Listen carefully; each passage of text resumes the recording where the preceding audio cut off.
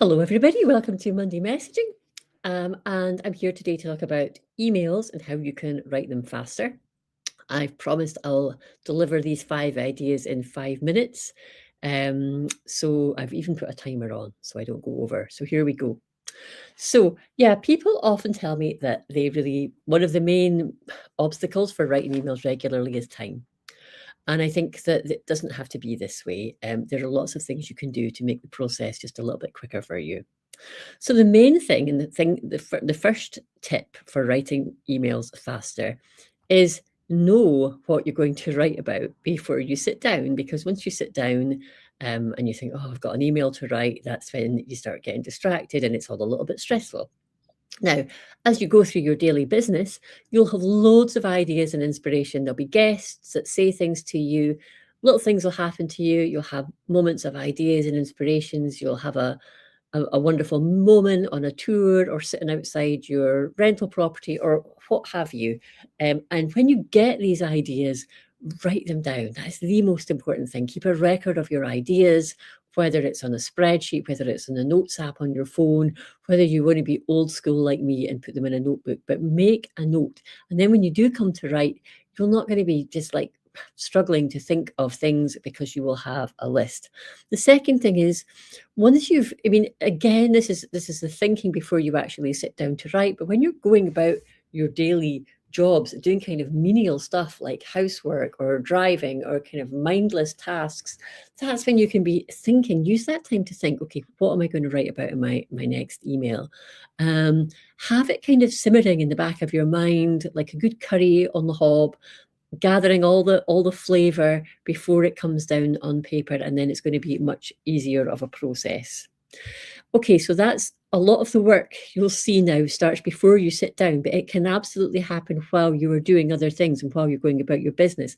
When you get down to writing the actual email, it's very important you shut off all distractions. You should take off close all the tabs on your computers, switch your phone off or sit on your phone or put your phone in another room. One of the reasons writing takes so long is because we're just hopping around, being distracted by all the things. So minimize distractions and just write.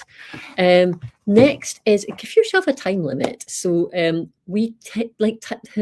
tasks take as long as we let them take. So if you say, right, 30 minutes, this is going to be my email time, then you have to do it in that 30 minutes and you have to press send at the end of the 30 minutes. If that seems ridiculously short at the moment, lengthen it out about to 45 minutes, but you should be aiming to go down in time the more confident you get.